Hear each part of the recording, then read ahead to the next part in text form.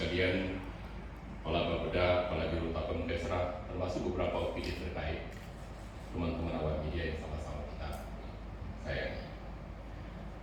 Dengan mengucapkan Bismillahirrahmanirrahim, mengharap berkah dan ridho dari Allah SWT, maka rapat koordinasi bidang kelautan dan perikanan tingkat 70 pagi siang hari ini secara resmi saya nyatakan dibuka.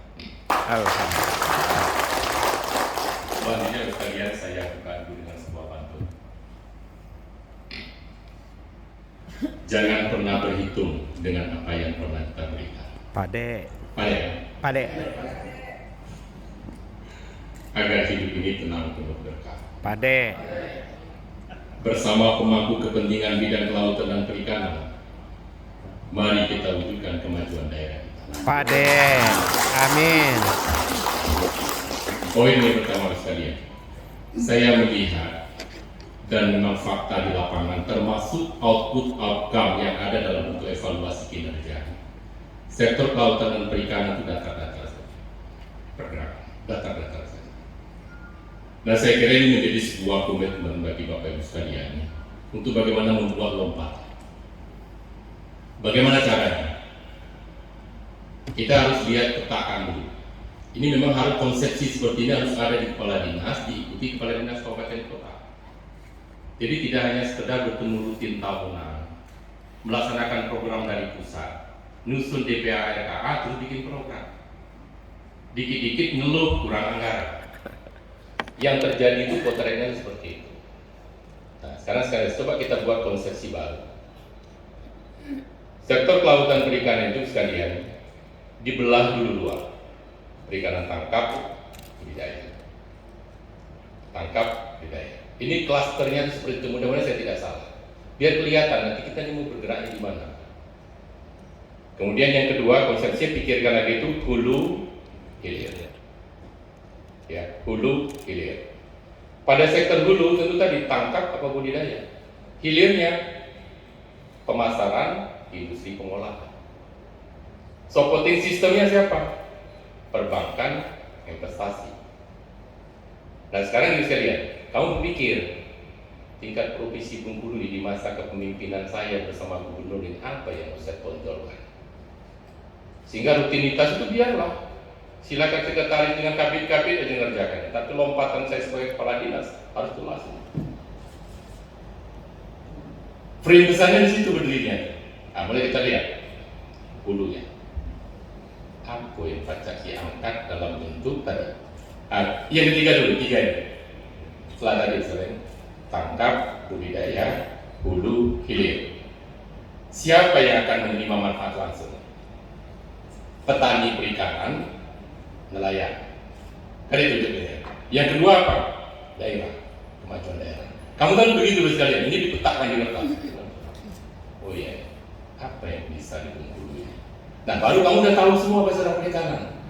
Oh, potensi besar kami ini wilayah pesisir. Wilayah pesisirnya apa? Bukan cuma nota yang ngomong potensial. Potensi itu sekalian ini agak teori. Apalagi saya ngambil S2 kuliah. Yang namanya potensi itu kalau bisa kita berpengaruh dengan kita. Ada manfaatnya buat kita, berdampak buat kita. Kalau tidak, bukan potensi. Jangan salah. Ada terjadi kebakaran di Prapto. Potensi nggak bagi gedung ini itu terjadi kebakaran? Enggak. Walaupun sebesar apapun kebakaran di Prapto, artinya nggak nyampai. Kita ini seringkali menyebutkan ini potensial pariwisata, ini potensial perkebunan. Sebenarnya kalau saya dari dulu kan, kayak agak jauh itu gaungnya. Ini apa latah mungkin potensial. Potensial itu ketika itu melekat dengan itu dan kita bisa mengambil manfaat besar dari situ. Kalau belum itu jangan ngomong potensi.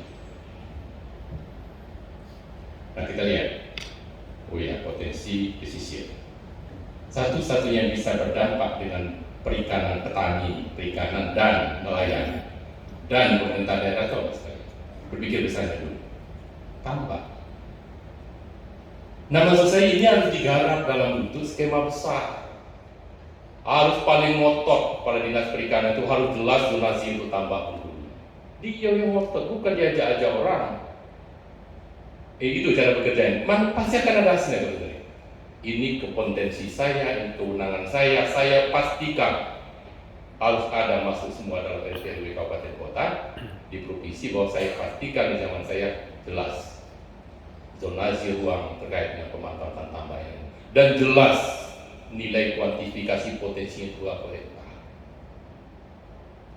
Takkan dari kalau sampai ini dulu Pak, ini kalau berhasil ini lah dulu bukan kali pada bangun rumah itu pondasi itu kan terbuat ada mimpi Pak melecahkan tuh setiap tahun pertama masalah provinsi dan seterusnya ini selesai karena nggak dibangun pondasinya itu. Nah kalau ini berhasil Pak, lompatan zaman Pak Supriyadi didukung oleh Kadis Kelautan Perikanan Kabupaten Kota ini dulu sehingga setiap orang ngomong seragam. Kalau orang nanya di Jakarta itu apa potensi Bengkulu tambah di mana? Samo, Kaus, rumah misalnya gitu. Berapa potensinya? Sekian ribu hektar Pak. Lalu contohnya berhasil. Sudah Pak, Kaus contohnya berhasil. Di Benteng Pak, sudah berhasil. Kalau Bapak mau datang, RTW ini luas lahannya, begini kondisi harga lahan sekarang. Pak masih investasi kepada kami. Mulai pemasaran, hubungi BUMN terkait dengan perikanan. Saya perikanan Nusantara. Kamu pasti lebih paham. Ada investasi. Ini Pak kalau ini terjadi baru ada. Zaman siang dulu berkembang tambak di Bengkulu. Yang dibuat regulasi kedua, mikirnya kedua pikir. Yang dapatnya harus daerah dan petani nelayan, petani perikanan. Wah, kami buat aturan regulasi di daerah. Boleh investasi harus melibatkan plasma daerah. Buat regulasinya. Boleh investasi libatkan plasma daerah. Agar petani perikanan sekitar wilayah pesisir dapat. Ini Pak kalau kamu kerjakan satu ini aja nanti muncul. Oh ya, ternyata ada tambak besar di Bengkulu 5 tahun kemudian. Sebagaimana Pasadena, Lampung, bagaimana Pantura di tahun daerah 80-an. Nah, maksud saya berpikir itu begitu Pak. Itu manajerial. Saya sebagai leadership pemimpin Bengkulu sudah katakan salah satu sektor yang saya angkat kelautan perikanan. Selesai sudah saya cuma itu ngomong itu aja. Itu leadership kalimat pemimpin. Manajerialnya eselon 2. Tadi ya ini buat daerah ini. Satu selesai. Yang kedua lagi apa yang bisa diangkat Bengkulu? Perikanan tangkap. Oh ya kata orang. Ini kan kata orang kan ada potensi tuna yang besar. Ada hasil risetnya di perikanan kelautan di Kuning. Ambil datanya. Di mana sih tempatnya? Sama dengan memposisikan tambak, takkan lagi. Jadi rakor itu bukan ngusulin kegiatan satu-satu gitu Pak. Kalau begitu cukuplah batas sebuah program, serahkan ke kabin-kabinnya, kamu collecting di sini. Enggak akan ada juga keluhan, tapi nggak ngusul kalau tidak disetujui. Itu yang muara pekerjaan kamu selama ini. Jadi rakor itu tidak menemukan ya konfigurasi apa yang harus dibangun sektor ini. Ini saya agak serius bicara, bukan serius betul bicara karena saya berharap ada hentakan baru. Saya sekali lagi, walaupun belum kelihatan, semua sektor coba saya bangun begitu di daerah, termasuk terkait dengan dokumen perencanaan, dokumen evaluasi. Coba kita set up betul, saya katakan, mulai dari perencanaan pembangunan daerah, sakit, pelayanan publik, kita set up betul. Ternyata Pak, berubah semua nilainya. Biasa peringkat 30, peringkat 25 naik semua, peringkat 3, peringkat 2, peringkat 5 di bawah pusat. Cuma di set up itu aja dulu. Tapi jelas mau dibawa kemana? Bukan hubungan kita ya, sektor kita ini. Ya kan? Mau dibawa kemana? Ini jelas. Saya orientasinya pokoknya perikanan tangkap ini mau saya jual. Wilayah pesisir taman mau saya jual. Itu set up dokumen dulu kita buat. Ada dulu backup tata ruangnya itu. Ada dokumentasinya, soft hard copy-nya itu buat. Jadi kalau orang naik itu langsung putar 10 menit ini ya. Kalau orang naik wilayah pesisir kami tambah potensial. Ada video. Itu adalah pekerjaan besar Pak. Udah pekerjaan besar ya. Butuh anggaran. Enggak. Jangan tiba-tiba langsung ajukan Pak 500 juta ini untuk riset terus, bukan begitu. Itulah namanya berbasis kinerja itu. Kan ada sektor lain yang bisa kamu berdayakan. Ada Dinas Penanaman Modal Investasi, siapa tahu lah di situ video itu. Itu namanya bermusyawarah membuat rapat kerja begitu. Dua selesai. Oh ternyata apa kalau mengatakan potensi tuna di Bengkulu. Apa turunannya buat daerah potensi tuna itu? Sudah Pak. Kalau Bapak bikin perikanan tangkap sekian bisa Pak. Kata orang, saya udah baca skill datanya. Itu bisa melebihi katanya pendapatan dengan total APBD kita. hak saya. Maka coba diberi, orang kan lebih tahu kamu kan, ya. Berarti bikin pelabuhan perikanan, pengadaan kapal tangkapnya, cold storage-nya, suguhkan lagi ke investor. Bisa melihat dua ini Pak, kalau kamu lakukan, walaupun yang kecil-kecil nggak kamu kerjakan Pak, kelihatan kemajuan daerah ini dari sektor kelautan perikanan. Nah kalau yang rutin-rutin dari sekarang itu udah ada pembagiannya, program dari pusat sudah jelas, bagikan alat dikit-dikit sampai kira-kira ke kelompok sekali-kali makan ikan. Itu kan juga biasa, itu harus dikerjakan, itu bumbu-bumbunya pekerjaan. Tapi desain besarnya harus jelas. Nah baru muncul lagi yang kedua, kamu katakan apa sih persoalan yang paling krusial dihadapi oleh nelayan Bengkulu? Kan nelayan yang komentar tadi. Kalau komentar nggak selesai, kalau dua itu kamu kerjakan, saya itu sekali begini dengan teman BKPU ya. Aku sudah hulunya digarap dia ngomong. Walaupun mungkin belum terrealisasi dalam 1-2 tahun yang akan datang, tapi arah pembicaraannya itu jelas Pak, nggak terputus. Dan orang harus, setelah kita tuh harus melanjutkan itu, tidak punya pilihan lain, karena dia mengakui fondasi itu fondasi kuat, ya kan? Saya katakan betul. Yang kedua, cari apa sih problem krusial tangan? Oh, yang pertama BBM. Kan gitu misalnya, kumpulkan semua perwakilan nelayan, panggil SPBU, panggil Pertamina. Jadi jangan kamu sekali berpikirnya itu, nah itu kan masalah nelayan muko-muko. Jangan dulu, ribut nelayan muko-muko. Kamu lagi ikut iklan datang, muko-muko pertemuan 2 kali 3 kali. Tenang dikit, nanti lagi beribut itu kaur. Tidak melihat ini rumahnya, rumah besar kita. Dan agak cilakanya lagi sekali, kabupaten kota-kota ini kadang-kadang merasa punya rumah sendiri-sendiri juga. Ini juga harus dibenahi. Nggak akan pernah merendahkan Bapak Ibu sekalian untuk mengakui orang lain lebih dari kamu. Itulah salah satu penyakit yang sangat kronis bagi kita orang Bengkulu. Sangat sulit untuk mengakui orang lain. Ini juga penting. Coba di dalam sektor kelautan perikanan dulu. Ini provinsi yang punya rumah. Kita kabupaten kota ini memperkuat ini, kami di kamar yang baik. Ini dulu dibangun persepsi itu, sehingga kalau ada masalah bersama. Kumpulkan tadi. Undang seluruh SPBU untuk menyiapkan dengan lain. Buat regulasi MOU bersama. Kumpul perhatian Pertamina, SPBU mana di wilayah-wilayah pesisir. Pastikan kota nelayan. Buatkan aturan regulasinya. Selesai semua Pak, serempak. Pasti mau mereka. Gubernur datang di situ, undang Polda.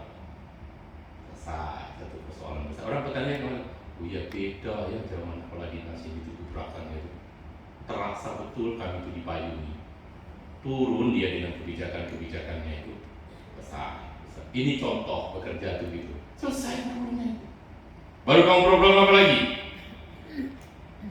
Kalau mau ini saya nggak terlalu saya contoh buat program yang kecil-kecil tapi menarik. Sekali lagi ini bukan program rutinitas dan nggak ada anggaran semua Pak. Jangan kamu bayangkan langsung usul ke DPA. Nggak baca lagi Pak Bu. Sekarang PPDP laku PPS dari sana-sana ini kami tidak bisa gerak lagi. Itulah makna kalau kamu tidak pahamnya berbasis kinerja itu. Bicara itu kerja dulu. Baru konsepsi itu anggaran muncul. Ini nggak tiba-tiba datang. Aku tambah itu anggaran muncul. Dia baca lagi jalan. Atau komandan itu, dia pun nggak apa nih kepala dinas. Mungkin Pak kami dulu di sekolah baca dulu di kepala dinas. Kan juga belajar belum tuh. Karena hasil kan belum tentu, belum ada. Dan juga tadi hasil. Kan belum tentu juga. Baca juga kan. Gimana coba? Jaring sekarang, berlipat sekarang, jalan sekarang. Baca banget bingung gitu. Tapi yang men-set up seperti tadi itu memang akan teruji Pak. Saya bisa mengatakan salah saya tempatkan orang di sini. Tidak sesuai dengan kompetensi. Dia tuh memang nggak paham di ilmu teknisnya. Baru saya kalau selama ini kan sama aja pikiran itu. Saya balik lagi. Contoh yang kecil-kecil. Kamu pernah terpikir nggak? Hilir ini kan hulu tadi, hulu. Hilirnya itu pengolahan dengan pemasaran. Kami tidak buat sentra produk hasil perikanan yang bermakna wisata sekaligus nelayan punya cerita. Kan boleh dipikirkan ini. Ya dia Pak Satriandi kan mantan di kota. Tak lupa ini pasar ikan asin di sini. Saya bikin deh khusus pasar perikanan. Kerjasamakan dengan perbankan. Kita olah coba outletnya. Ya kan kasih merek yang sama, agak ditata dikit depannya, standar mereknya kita. Jadi nggak usah bikin DPA-nya. Ajak kota, dan kota harus mau menghilangkan ego. Oh ini aku diajak membawa provinsi.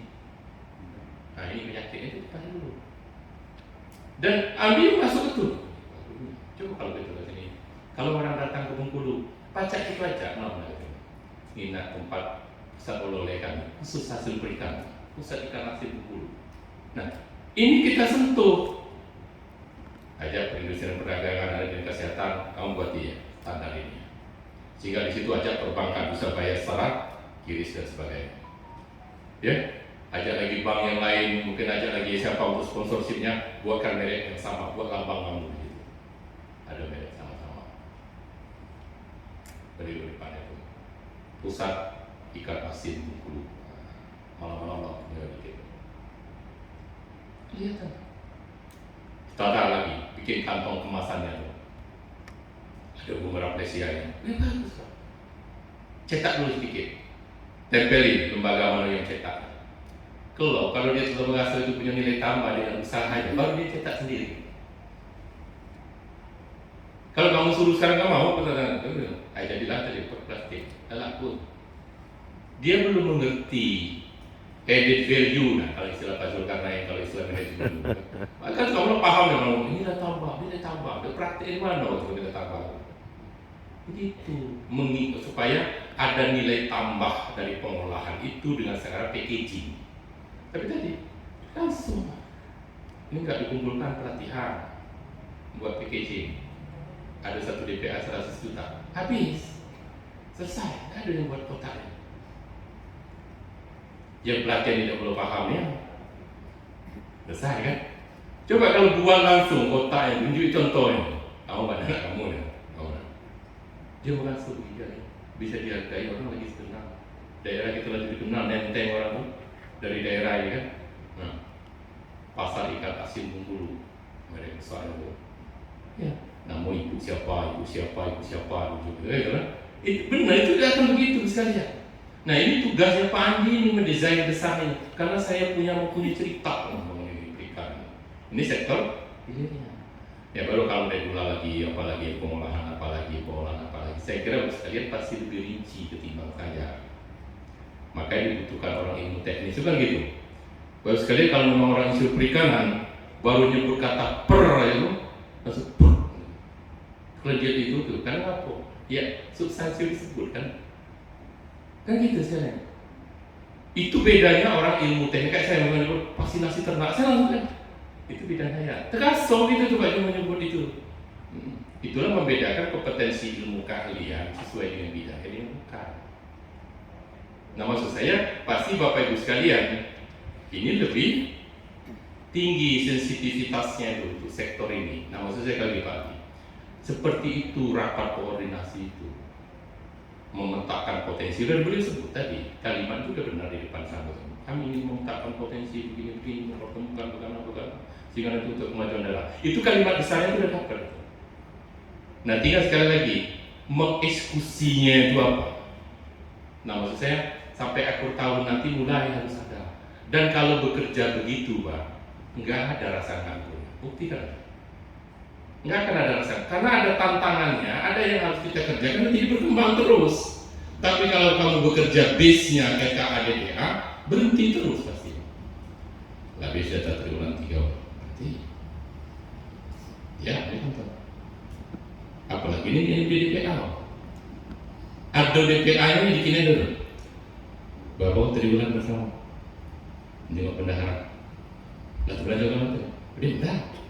Karena berbasisnya anggaran. Itu sebelum terjemahan itu. Tapi kalau berbasis kinerja enggak akan berhenti.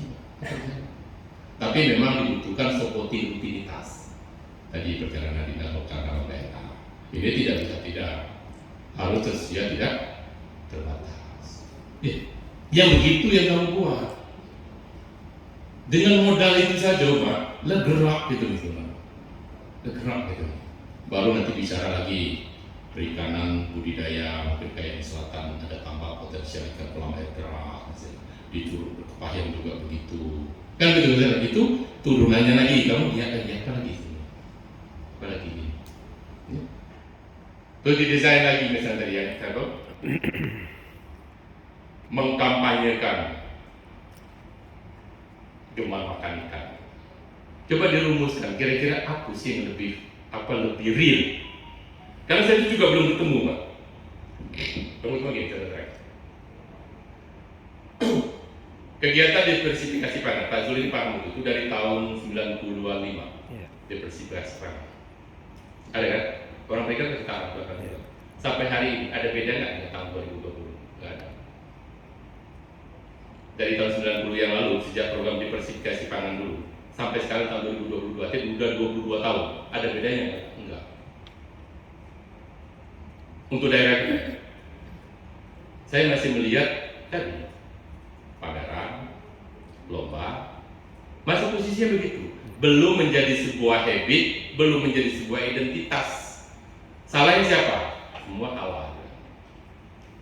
Contoh, kalau mau misalnya minuman aja, coba kamu cross check nanti. Tidak begitu. Serot pertemuan gini, pasti Aqua. Di kantor-kantor juga begitu. Aqua yang nyuguhi tamu. Pak, kalau saya tuh gue bilang udah sering juga, Pak. Aqua. Baik, Pak. Nah, tamu dari Jakarta juga semua Aqua betul. Masih itu. Misi itu Celuk Kalamansi loh. Atau kopi yang disaji. Siapkan sumber air hangat di dispenser di situ. Ada tabuan model gitu tuh, yang jeruk kalamansi yang siap untuk saji tuh, yang siap minum itu yang memang coba serba ya untuk kamu itu. Hah? Pokoknya gitu lah ya. Jadi kalau orang Induknya. bahkan pandang ini nggak cerita lagi, Pak, orang langsung, oh ini minuman jeruk kalamansi itu, oh ini kopi Bengkulu itu. Ini pada ada orang pindah lingkungan kantor itu begitu, Pak. Tapi yang itu kalau orang datang, kami ini terkenal potensinya dari kopi kami. Oke, sahabat tani, sahabat sehat, sahabat Julujang. Beberapa penjelasan. Enggak, maksud saya ini yang enggak membuat begitu dalam rangka rakor. Kenapa? Kamu tahu kan sebabnya? Dan Kabupaten Kota Solo. Kenapa kita berlaku begitu? Selamat pagi, selamat beraktivitas, salam sehat, sukses, Tidak ada bahagia, rasa amin. memiliki Sense of belonging. dengan